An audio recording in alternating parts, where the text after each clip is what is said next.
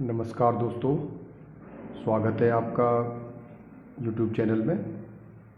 दोस्तों, मैं डॉक्टर सोनवीर सिंह राजकीय पॉलिटेक्निक जानसठ मुजफ्फरनगर से चैनल में आपका स्वागत करता हूं। Micro processor and peripheral device की सीरीज़ में आज हम असेंबली लैंग्वेज प्रोग्रामिंग में अगला इंस्ट्रक्शन ग्रुप अध्ययन करेंगे, जिसका नाम है ब्रांच कंट्रोल इंस्ट्रक्शन ग्रुप। इससे पहले हमने data transfer group, arithmetic instruction transfer group, arithmetic instruction group और लॉजिकल इंस्ट्रक्शन ग्रुप का अध्ययन कर चुके हैं। आज हम ब्रांच कंट्रोल इंस्ट्रक्शन ग्रुप का अध्ययन करेंगे। इसे भी हम लगभग 2 सेशन में इसे पूरा करेंगे। ब्रांच कंट्रोल इंस्ट्रक्शन ग्रुप की अगर हम बात करें तो in this group such type of instructions are exist those are use for changing the sequence of program. यानी कि इस इंस्ट्रक्शन ग्रुप के अंदर हम वो सारे इंस्ट्रक्शंस यूज़ करते हैं जो प्रोग्राम की सीक्वेंस को बदलने में सक्षम होते हैं, जिनके द्वारा प्रोग्राम की सीक्वेंस को बदला जा सकता है। अदरवाइज तो प्रोग्राम का सीक्वेंस ये होता है कि जो इंस्ट्रक्शन आपने पहले लिखा है वो उसी सीक्वेंस में, जिस सीक्वेंस में आपने इंस्ट्रक्शंस लिखे उन्हीं सीक्वेंस में वो प्रोग्राम एग्जीक्यूट होता है। लेकिन ब्रांच कंट्रोल इंस्ट्रक्शन ग्रुप के अंतर्गत जो इंस्ट्रक्शंस आते हैं उनके माध्यम से हम इसकी डायरेक्शन को, इसके एग्जीक्यूशंस को चेंज कर सकते हैं।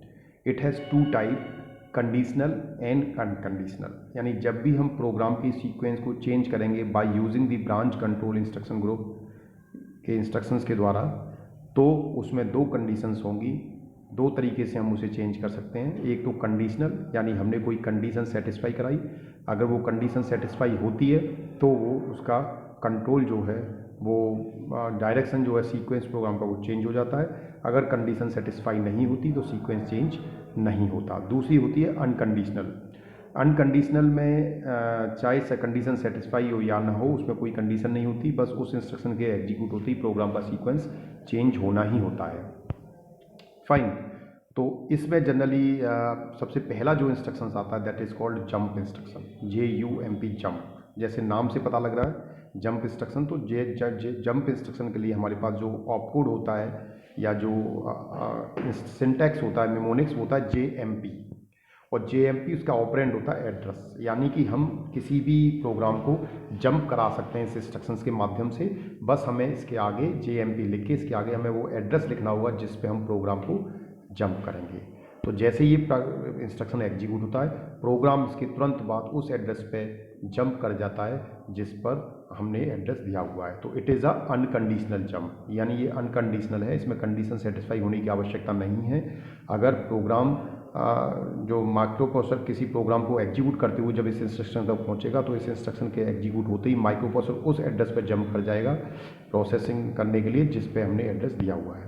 जैसे दैट मीन्स इस इंस्ट्रक्शन के माध्यम से जो हमने ये एड्रेस दिया है, इस एड्रेस को हम प्रोग्राम काउंटर के अंदर ट्रांसफ़र कर पाते हैं। जैसे ये एड्रेस प्रोग्राम काउंटर के अंदर चला जाएगा तो इसका मतलब ये है कि माइक्रो प्रोसेसर अगला जो इंस्ट्रक्शन एग्जीक्यूट करता है उसका एड्रेस प्रोग्राम काउंटर में होल्ड होता है। जब आपने प्रोग्राम काउंटर में ये एड्रेस डाल दिया तो आपका अगला जो इंस्ट्रक्शन होगा वो वही एग्जीक्यूट होगा जो इस एड्रेस पर होगा।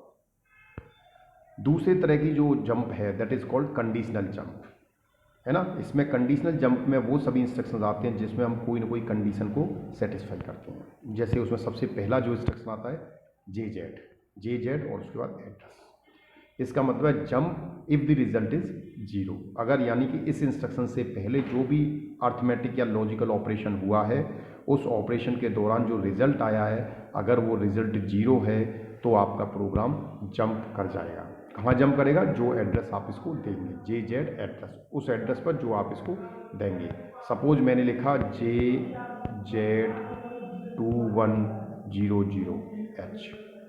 इसका मतलब ये है कि अगर मैं इस इंस्ट्रक्शन को एग्जीक्यूट कर रहा हूँ और जैसे ही मेरा रिजल्ट, इससे पहले जो भी ऑपरेशन हुआ उसके द्वारा रिजल्ट 0 आ जाता है तो मेरा प्रोग्राम 2100 लोकेशन पे शिफ्ट कर जाएगा। फाइन। तो if the result is 0 before execution of this instruction और the 0 bit of carry status flag is set, then it will be transfer to the specified location. अगर अर्थमेटिक या logical operation में result 0 आता है तो हमारा 0 flag set हो जाता है। तो जब भी 0 फ्लैग सेट होगा तो भी ये हमारा प्रोग्राम जंप कर जाएगा। दूसरा जो इंस्ट्रक्शन इसका आता है that is called JNZ address. जैसा कि नाम से पता लगा, jump if there is no carry, ठीक है। Jump if there is no 0, result is not zero, यानी कि अगर इस इंस्ट्रक्शन के एग्जीक्यूट होने से पहले जो भी अर्थमेटिक या लॉजिकल ऑपरेशन परफॉर्म हुआ है, अगर उसका रिजल्ट जीरो नहीं होता तो ये जंप करेगा उस एड्रेस पर जो हमने इसे दिया है। तो इस कंडीशन में जो प्रोग्राम है वो जीरो फ्लैग को चेक करता है। अगर जीरो फ्लैग सेट रीसेट है तो ये जंप कर जाएगा। ये इस कंडीशन में क्या हुआ, address will be transfer to the program counter, क्योंकि प्रोग्राम काउंटर के अंदर एड्रेस आएगा तभी वो इंस्ट्रक्शन आपका मतलब वो प्रोग्राम वहाँ पर इंस्ट्रक्शन एग्जीक्यूट होगा। तीसरा जो इंस्ट्रक्शन आता है इसमें jump carry, jump if there is carry, यानी कि अगर किसी अर्थमेटिक या लॉजिकल ऑपरेशन में कैरी जनरेट होती है तो हमारा प्रोग्राम उस एड्रेस पर जंप कर जाएगा जिस एड्रेस को हमने इसके सामने दिया हुआ है। फाइन। अगला आता है JNC address, that means jump if there is no carry. अगर इससे पहले जो भी अर्थमेटिक या लॉजिकल ऑपरेशन हुआ है उसमें अगर कैरी नहीं आता है तो ये प्रोग्राम जंप कर जाता है। अगला इंस्ट्रक्शन है JP address, that means jump if the result is positive, यानी इससे पहले जो भी अर्थमेटिक या लॉजिकल ऑपरेशन परफॉर्म हुआ है उसके दौरान अगर इसका रिजल्ट पॉजिटिव आया है तो ये प्रोग्राम आपका जंप कर जाएगा उस एड्रेस पर जो भी एड्रेस आप इसको देंगे। सपोज मैंने लिखा JP और 2200, तो माइक्रो प्रोसेसर क्या करेगा, वो आपके साइन फ्लैग को चेक करेगा। अगर साइन फ्लैग आपका रीसेट है, यानी कि अगर वो जीरो है, पॉजिटिव है, तो आपका प्रोग्राम कहाँ होगा 2200 पर शिफ्ट कर जाएगा। If the result is positive before execution of this instruction और the sign bit of carry status flag is reset, जैसे हमने कहा ना, अगर कैरी फ्लैग को आप साइन फ्लैग को अगर आप चेक करते हैं, साइन फ्लैग आपका रीसेट यानी कि जीरो है, इसका मतलब ये है कि आपका रिजल्ट जो है वो पॉजिटिव है। अगर रिजल्ट आपका नेगेटिव आता है तो आपका कैरी फ्लैग सेट हो जाता है, वो 1 हो जाता है। तो उसके अकॉर्डिंग माइक्रो प्रोसेसर समझ पाता है कि क्या स्थिति है। उसके बाद इसमें के माध्यम से वही अगर हम एड्रेस को ट्रांसफ़र कर रहे हैं प्रोग्राम काउंटर में इस इंस्ट्रक्शन के माध्यम से। देन अगला जो इंस्ट्रक्शन आता है that is JM address, jump if the result is negative और माइनस। अगर रिजल्ट आपका नेगेटिव आता है या माइनस आता है तो आपका प्रोग्राम जंप कर जाएगा उस एड्रेस पर जो हमने इसे दिया है। तो इस कंडीशन में program will set check the status flag, जिसमें जो साइन फ्लैग है, साइन फ्लैग को चेक करेगा। अगर वो सेट होगा तो प्रोग्राम आपका जंप कर जाएगा। JPE address, jump if there is even parity. अगर इससे पहले जो भी अर्थमेटिक या लॉजिकल ऑपरेशन परफॉर्म हुआ है उसमें जो रिजल्ट आया उस रिजल्ट में अगर नंबर ऑफ वंस की संख्या इवन है, यानी कि इवन पैरिटी है, तो आपका प्रोग्राम जंप करेगा। तो इवन पैरिटी के लिए P=1, जो फ्लैग के रजिस्टर के अंदर जो पैरिटी फ्लैग वाली बिट है वो 1 होनी चाहिए। अगर वो 1 आती तो भी प्रोग्राम आपका स्विच कर जाएगा उस पर सेकंड वाले इंस्ट्रक्शन पर। JPO address, jump if there is odd parity. अगर अर्थमेटिकल लॉजिकल ऑपरेशन में जो भी रिजल्ट आया उसमें नंबर ऑफ वंस की संख्या अगर ऑड है तो भी प्रोग्राम क्या करेगा, गिवन एड्रेस पर जंप कर जाएगा। तो इसके माध्यम से भी एड्रेस PC में ट्रांसफर हुआ। अगला जो इंस्ट्रक्शन आता है ये तो जो जंप भी 2 तरह के थे, जंप एक कंडीशनल एक अनकंडीशनल। कंडीशनल में अनकंडीशनल में कोई कंडीशन नहीं होती, जंप इंस्ट्रक्शन एग्जीक्यूट होते ही जो एड्रेस आपने दिया उस पर प्रोग्राम जंप कर जाता है। लेकिन जो कंडीशनल जंप होते हैं उनमें जब तक फ्लैग आपका स्टेटस मतलब वेरीफाई नहीं होता तब तक वो आपके स्विच नहीं करते, ठीक है। उसके बाद सेकंड आता है कॉल इंस्ट्रक्शन। जैसे हमने जंप इंस्ट्रक्शन का, कॉल इंस्ट्रक्शन भी एक तरह का आपका ब्रांच कंट्रोल इंस्ट्रक्शन ग्रुप है। It call the subroutine because this program has to come its previous position after execution of subroutine.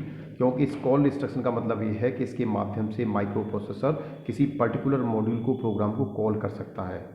Because the program has to come its previous position after execution of subroutine, जब program subroutine को execute करने के बाद अपनी मूल programme पर वापस आता है तो उसको कुछ चीज़ें ऐसी हैं जो उसे स्टोर करनी पड़ती हैं, जिसका हमने पहले भी अध्ययन किया था, जिन्हें वो स्टैक में एंटर करता है। जैसे पहले क्या करेगा, प्रोग्राम काउंटर की जो हायर बिट है उसको स्टैक पॉइंटर की पहली लोकेशन पर डाल देगा और प्रोग्राम काउंटर की जो सेकंड लोकेशन है, लोअर एडिशन है, उसको वो स्टैक पॉइंटर की सेकंड बिट पर डाल देगा। क्योंकि प्रोग्राम काउंटर जो है वो 16 बिट का होता है और आपका स्टैक पॉइंटर 8 बिट का है, तो इसमें दो बिट में ये आएगा आपका PCH और PL।